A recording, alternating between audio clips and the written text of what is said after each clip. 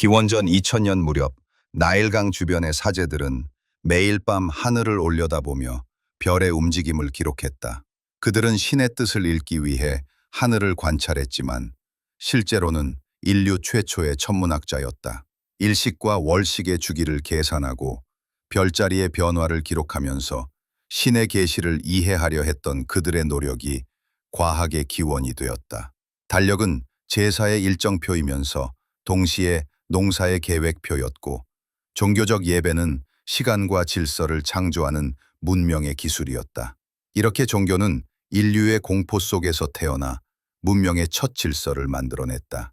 그러나 바로 그 지점에서 역설이 시작된다. 인간을 보호하던 신앙은 어느 순간 인간을 구속하는 체계로 바뀌었다. 역사를 돌아보면 종교는 두려움과 권력의 언어로 자주 변해왔다. 하늘의 분노를 달래기 위해 제사가 행해졌고, 재난의 원인은 신의 뜻으로 해석되었다. 인간은 불확실한 세계 앞에서 신의 법을 만들어 안전을 얻었지만, 그 법은 곧 인간을 지배하는 새로운 권위가 되었다. 처음에는 질서를 주던 신앙이 시간이 지나면서 지식을 독점하고 사고를 제한하는 제도가 된 것이다. 종교가 문명에 일정한 공헌을 한 것은 분명하다. 천문학과 수학, 예술과 건축의 많은 부분이 신전의 제의에서 비롯되었다. 신을 위한 예배는 아름다움과 기술의 발달을 자극했고, 제사의 정확한 계산은 과학의 언어로 발전했다. 그러나 그 공헌은 오래가지 못했다. 신의 이름으로 지식을 보존하던 사제들은 곧 신의 비밀을 독점했고, 의문을 제기하는 이들을 이단으로 몰았다. 지식은 진리의 탐구가 아니라 권위의 방패가 되었고, 신앙은 인간의 자유를 지키기보다 두려움을 제도화하는 도구로 변했다. 이후 종교는 개인의 내면보다 사회의 질서를 중시하는 체계로 자리 잡았다. 신앙은 인간의 영혼을 구한다는 명분 아래 복종과 순응을 강조했다. 진리의 이름으로 이루어진 통제는 사람들의 마음속에 죄의식과 두려움을 심었고, 인간은 스스로를 감시하는 존재가 되었다. 종교가 지배적인 사회일수록 이성은 침묵하고 탐구는 금지되었다. 그럼에도 불구하고 종교는 인간의 상상력의 원천이었다. 인간은 신의 존재를 상상함으로써 자신의 존재를 이해하고자 했다. 신앙은 세계의 혼란 속에서 의미를 부여하는 언어였고, 인간은 그 언어를 통해 자신이 세계 속에 속해 있다는 확신을 얻었다. 그러나 그 확신이 절대화되는 순간 종교는 진리를 탐구하는 길이 아니라 진리를 규정하는 벽이 되었다. 결국 종교는 인간 문명의 가장 오래된 역사를 품고 있다. 그것은 문명의 어머니이자 감시자이다. 종교는 인간에게 계산하고 기억하는 법을 가르쳤지만, 동시에 질문하고 의심하는 법을 금지했다. 신앙은 인간에게 위로를 주었지만 그 위로는 종종 복종의 언어로 변했다. 오늘 우리가 던지는 질문은 단순하다. 종교는 문명에 유익한 공헌을 했는가? 그러나 그 대답은 단순하지 않다. 종교는 문명을 낳았지만 그 문명을 늙게 만들었다. 그것은 인간의 상상력을 열어주었지만 동시에 닫아버렸다. 종교는 인류의 가장 위대한 발명품이자 가장 오래된 속박이다. 이제 필요한 것은 종교를 부정하는 것이 아니라 그 속에 숨은 인간의 두려움과 욕망을 이해하는 일이다.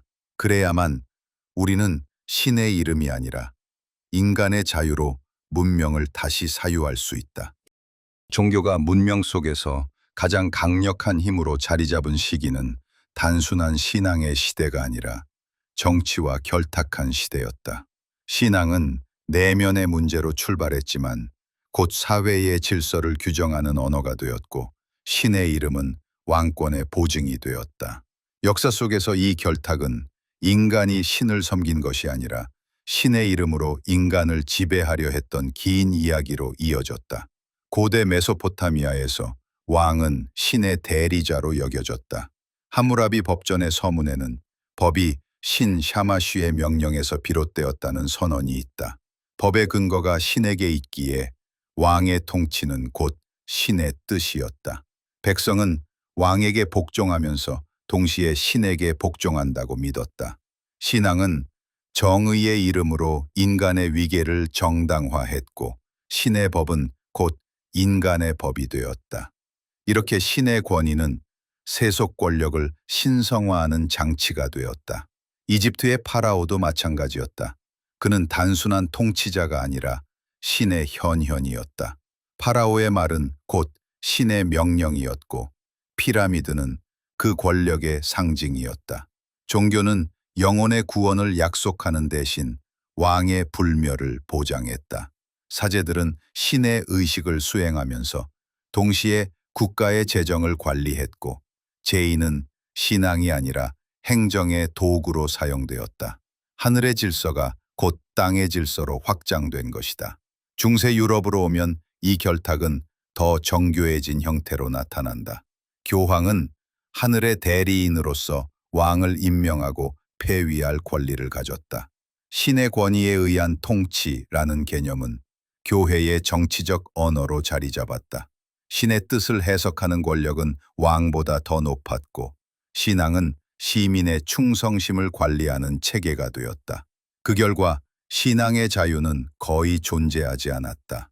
신에게 의문을 제기하는 일은 곧 반역이 되었고 진리를 탐구하는 학문은 이단으로 몰렸다. 갈릴레오가 망원경으로 하늘을 보았을 때 그는 단지 별을 본 것이 아니라 신의 권위를 침해한 죄를 범한 셈이었다. 동양에서도 유사한 현상이 있었다. 중국의 황제는 천명을 받은 존재로 여겨졌고 하늘의 명을 잃으면 왕조가 무너진다고 믿었다. 천명 사상은 통치의 정당성을 보장하는 동시에 신권의 형식을 빌려 인간의 권력을 절대화했다. 조선시대에는 유교가 국교로 자리 잡으며 왕도 정치의 도덕적 근거가 되었지만 그 도덕은 개인의 양심이 아니라 제도의 질서로서 작동했다. 인간의 덕은 국가의 의례 속에 흡수되었고 예법은 종교적 규율로 변했다. 근대에 들어서도 종교는 여전히 정치적 무대의 중심에 있었다. 십자군 전쟁은 신의 이름으로 시작되었으나 실제로는 영토와 이익을 위한 정복이었다. 종교 재판은 신앙의 순수를 지킨다는 명목으로 수많은 사상가와 여성들을 화형에 처했다. 신앙은 자비를 말하면서도 폭력을 정당화하는 이중적 언어가 되었다. 이단은 신의 원수이므로 제거되어야 한다는 논리는 신의 이름으로 행해진 인간의 잔혹성을 덮었다. 이슬람 세계에서도 신과 권력의 결합은 뚜렷했다. 칼리프는 정치적 통치자이자 종교적 지도자였다. 신의 율법인 샤리아는 삶의 모든 영역을 규율했고 신의 법을 위반하는 것은 국가의 법을 어기는 일과 같았다. 신앙은 개인의 구원이 아니라 공동체의 복종을 이끌어내는 체계로 작용했다. 이 모든 역사적 사례가 보여주는 것은 하나의 일관된 구조이다. 종교는 언제나 두려움과 질서의 경계 위에서 권력을 낳았다. 신의 존재가 절대적일수록 그 신을 해석하는 인간의 권력은 더욱 강해졌다. 진리를 독점한 사람들은 자신을 신의 대리인으로 세우고 그 위치에서 법과 윤리를 결정했다. 그들은 자신을 보호자라고 불렀지만 실제로는 통제자였다. 이 과정에서 신앙의 본래 의미는 점점 희미해졌다. 종교의 중심에는 더 이상 하늘의 신비가 아니라 제도의 효율이 자리 잡았다. 교회는 신을 예배하는 장소이면서 동시에 권위를 재생산하는 기관이 되었다. 신의 언어는 사랑의 언어로 시작했지만 복종의 문법으로 끝났다. 그러나 이런 결탁이 항상 절대적이었던 것은 아니다. 역사는 그에 대한 저항도 함께 기록하고 있다. 프란체스코 수도회는 가난과 나눔을 실천하며 교회의 부를 비판했다. 루터의 종교개혁은 신앙을 다시 개인의 내면으로 돌려놓으려는 시도였다. 그러나 이 운동들조차 시간이 지나며 새로운 제도로 변했고 또 다른 권력을 낳았다. 종교의 순수함은 권력의 언어 속에서 반복적으로 훼손되고 재탄생했다. 결국 종교와 권력의 결탁은 인간 문명의 근원적 구조다. 신을 믿는 일은 종종 신의 이름으로 권위를 세우는 일로 바뀌었다. 신의 계시를 해석하는 자들이 생기고 그 해석이 법과 질서가 되고 그 질서가 다시 인간의 자유를 제한했다. 종교는 인간의 불안을 다스리는 동시에 그 불안을 이용해 통치했다. 신앙은 위로의 언어였지만 동시에 복종의 언어였다. 오늘 우리가 종교의 문명적 공헌을 논할 때 반드시 이 역사의 그림자를 함께 보아야 한다. 종교는 문명의 질서를 세웠지만 그 질서의 대가로 인간의 자유를 빼앗았다. 하늘을 향한 경외가 사회를 세웠고 그 사회의 제도가 다시 하늘의 권위를 빌려 인간을 구속했다. 결국 종교와 권력의 결탁은 신의 뜻을 좇는 길에서 출발했지만 언제나 인간의 손에서 완성되었다. 인간은 신을 찾으며 신의 자리를 스스로 차지해왔다.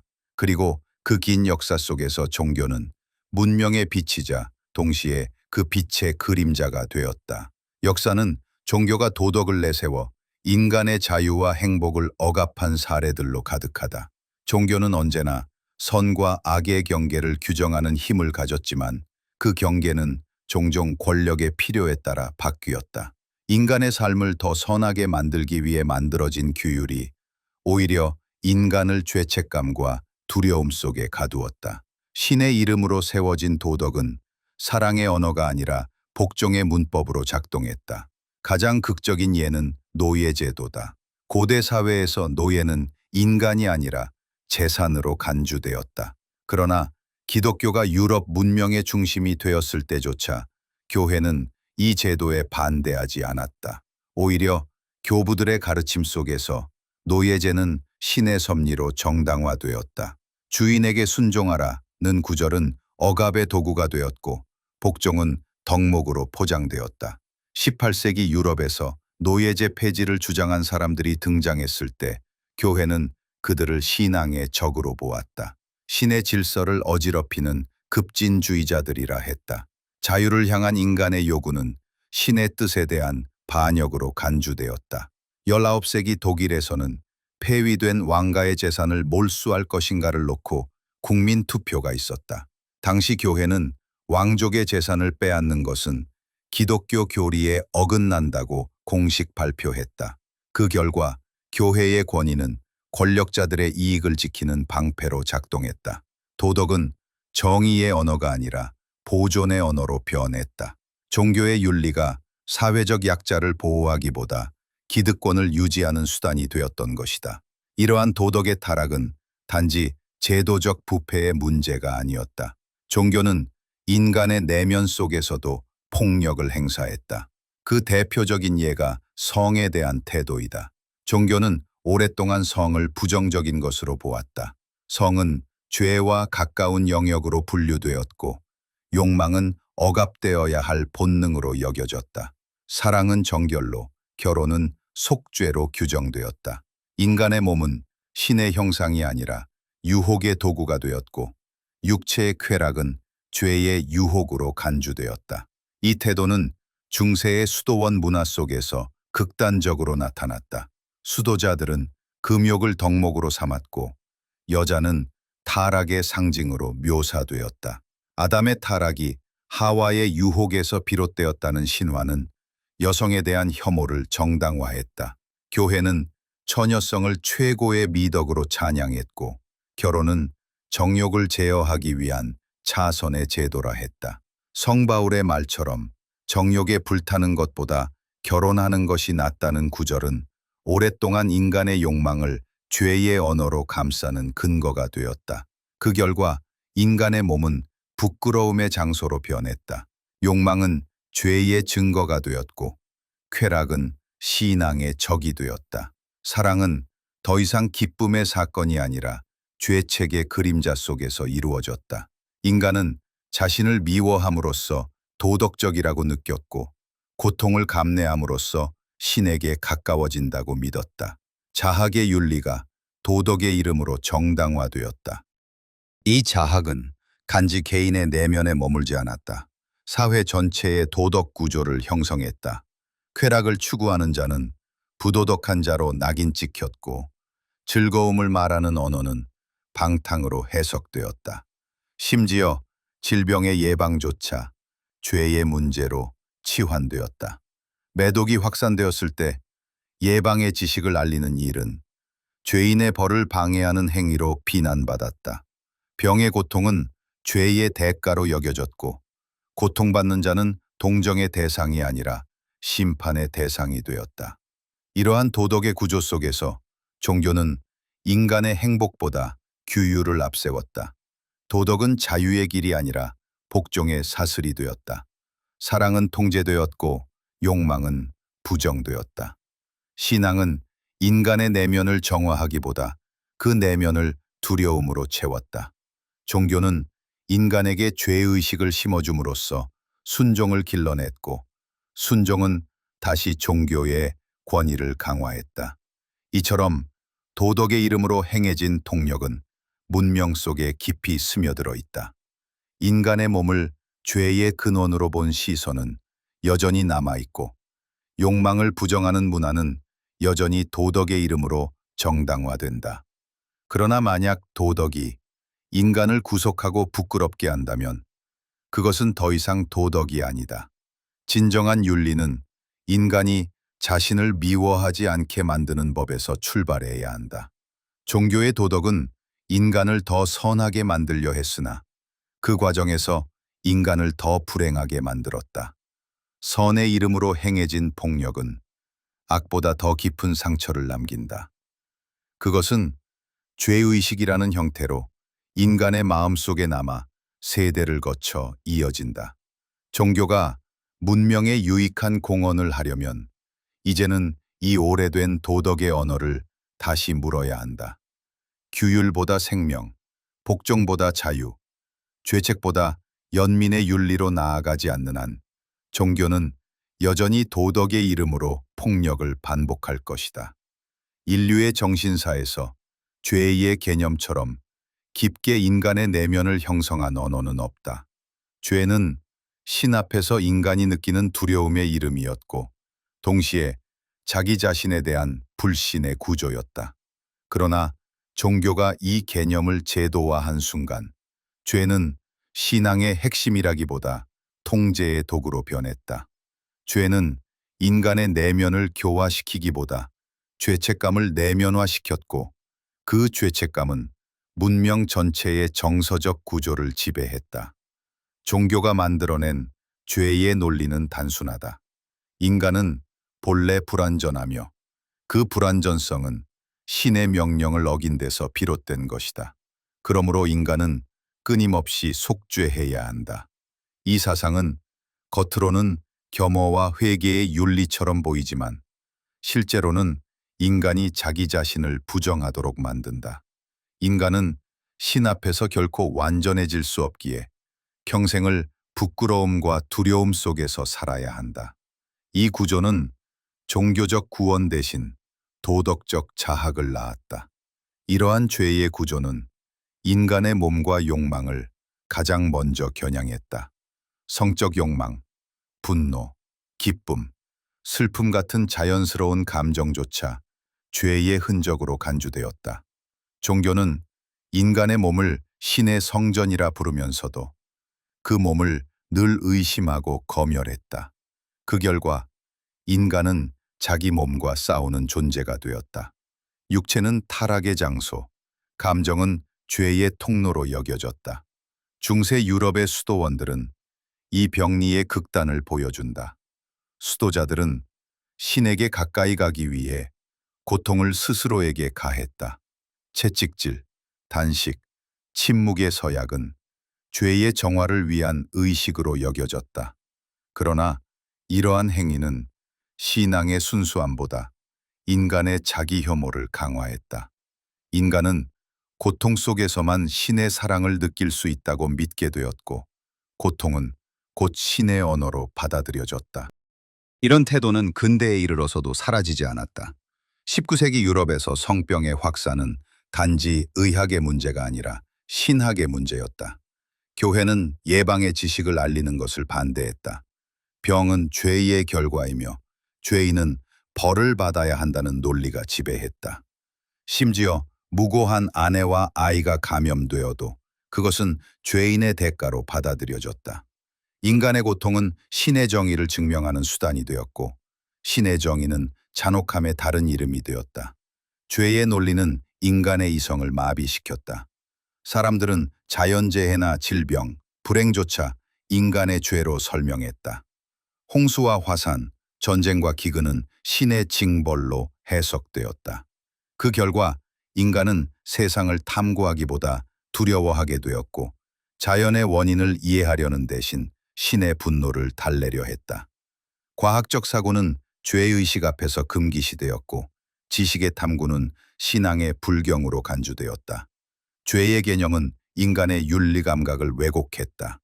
인간은 타인을 용서하기보다 심판하려 했고 고통을 치유하기보다 정당화했다. 고통받는 자를 바라보며 그는 죄인이므로 마땅히 벌을 받는 것이다 라고 말하는 태도는 자비를 없애고 잔혹을 미덕으로 만들었다. 신앙은 연민의 언어를 잃었고 도덕은 복수의 언어로 변했다. 그 결과 문명은 신의 이름으로 병들었다. 인간의 내면에는 두려움이, 사회에는 위선이 자리 잡았다.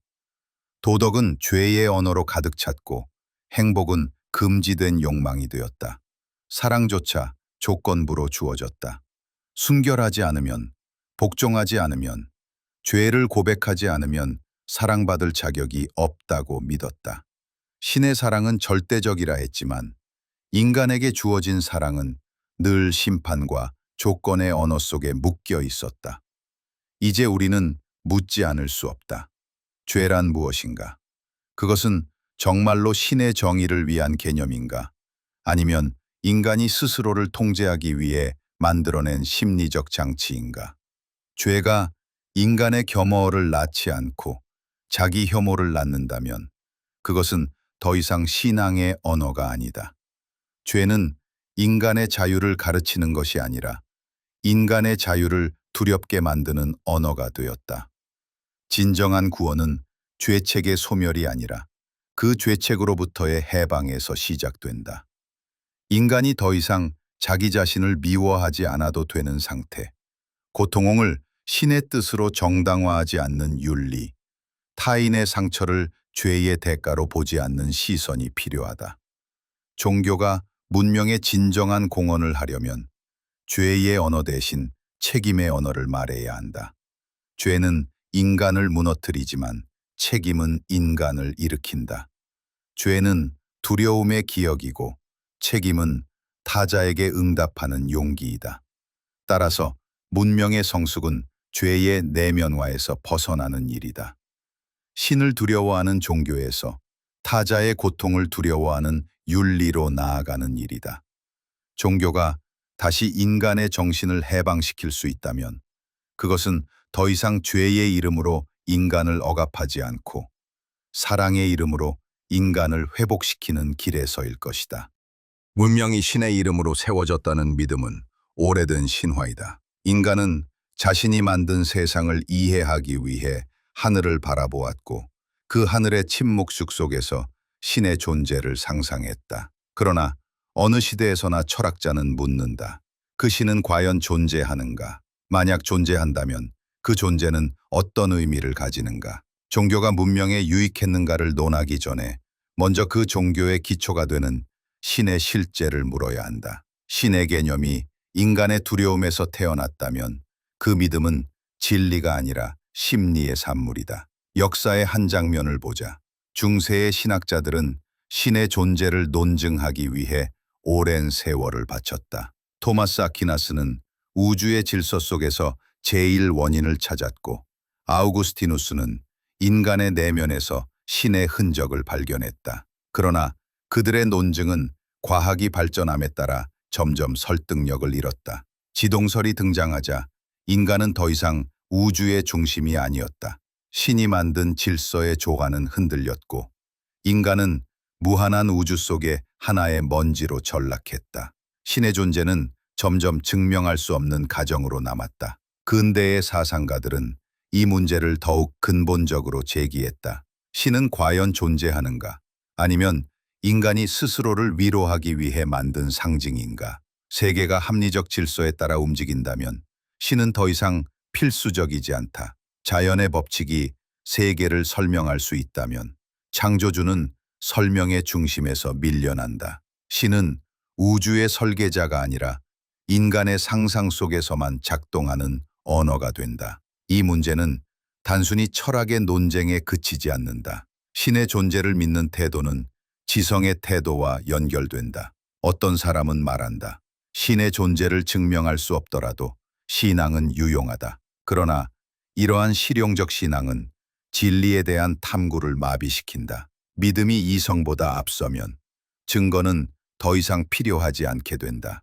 그리고 증거가 불필요한 순간 인간의 사고는 멈춘다. 진리를 증거보다 신앙으로 판단하는 태도는 위험하다.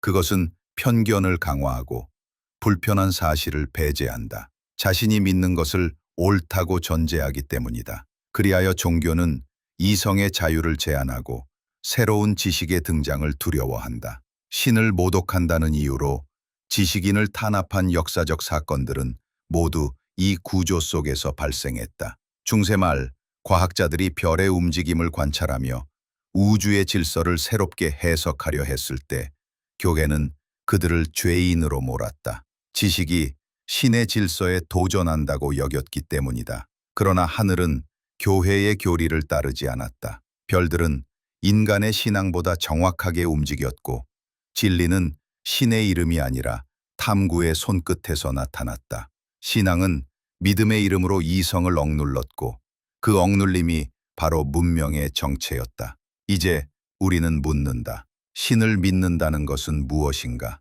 그것은 하늘 어딘가의 존재를 인정하는 일인가?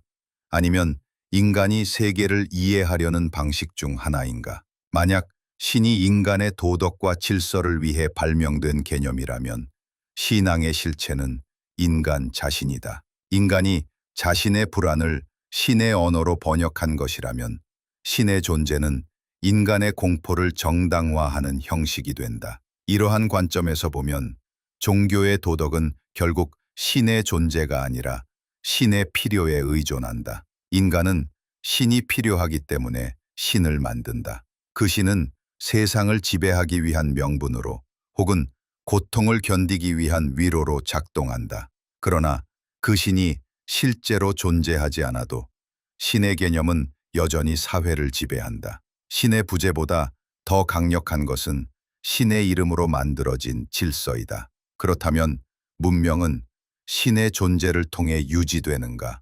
아니면 신의 부재를 인정하는 용기 위에서 발전하는가? 신을 의심한다는 것은 단지 불경이 아니라 인간의 이성을 회복하는 첫걸음이다. 신을 부정하는 것이 아니라 신의 이름으로 만들어진 두려움을 벗겨내는 것이다. 문명이 성숙하려면 신의 존재를 믿는 대신 인간의 사유를 믿어야 한다. 믿음은 위로를 줄 수 있지만 진리는 질문에서 나온다. 신앙이 진리보다 앞설 때 인간은 다시 무지의 시대 속으로 돌아간다.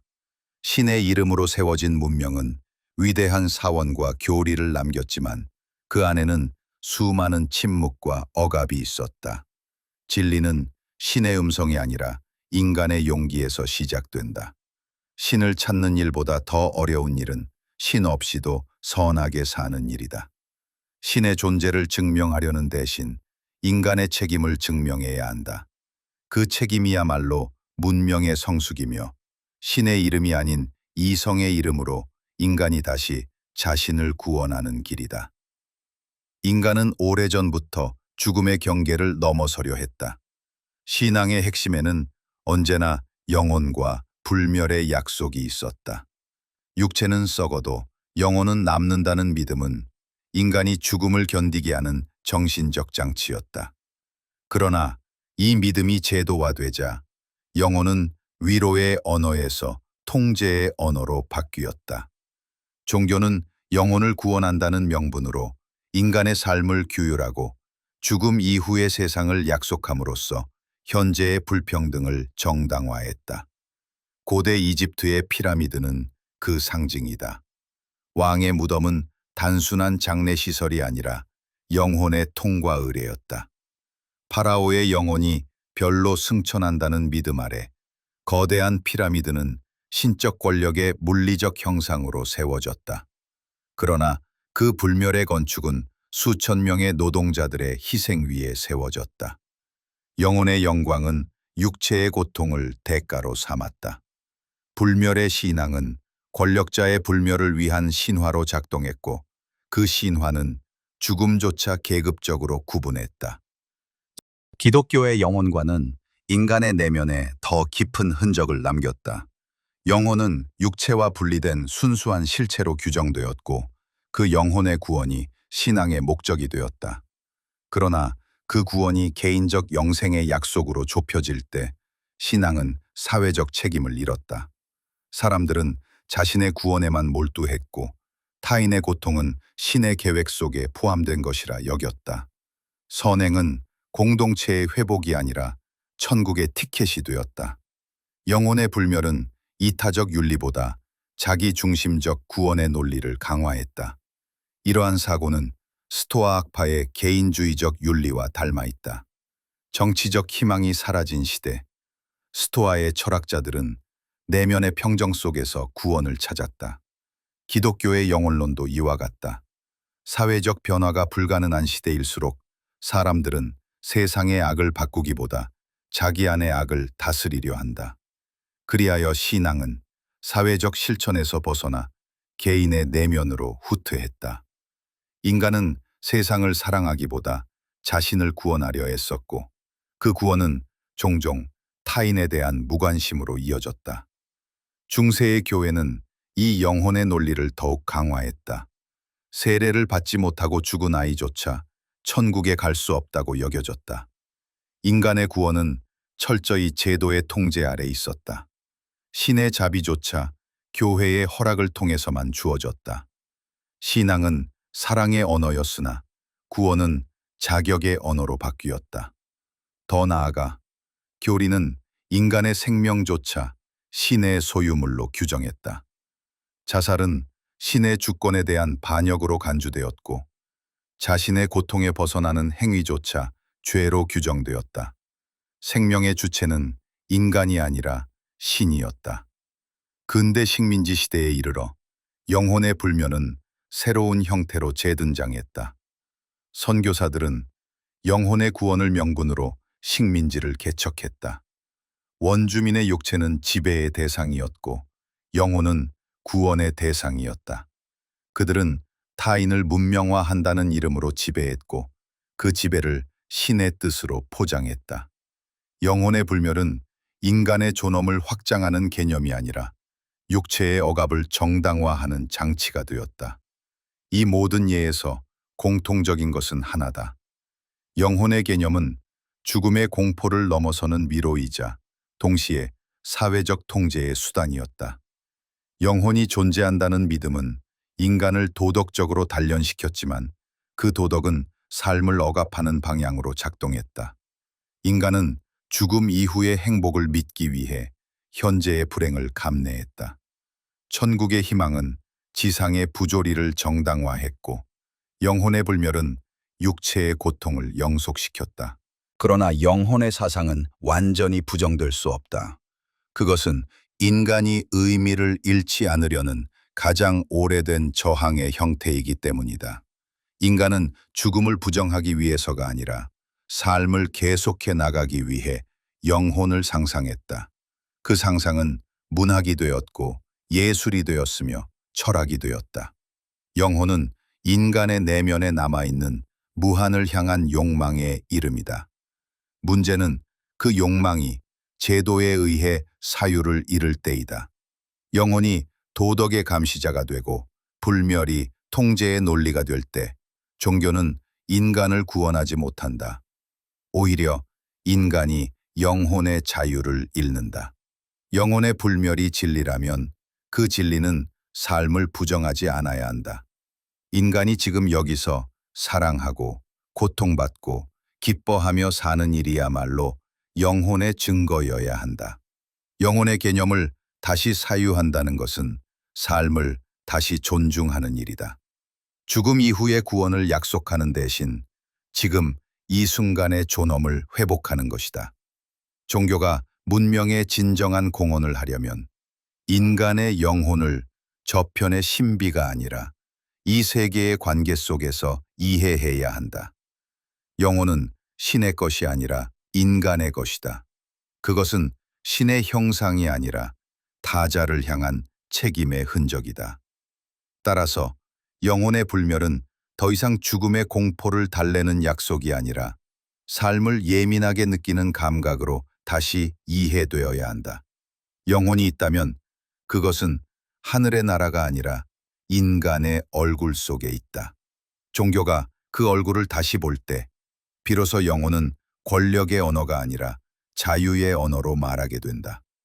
인류의 긴 역사 속에서 종교는 문명의 가장 오래된 동반자이자 가장 오래된 감시자였다.